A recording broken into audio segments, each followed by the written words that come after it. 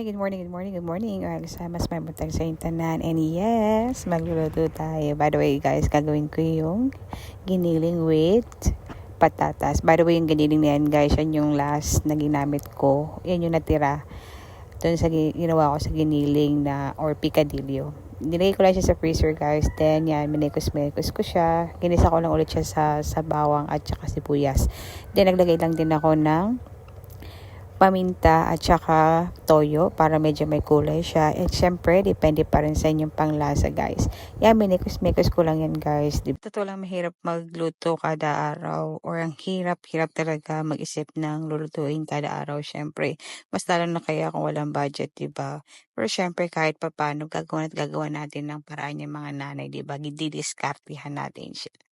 And by the way, guys, thank you for watching. I hope you like my videos and happy tummy. Mwah.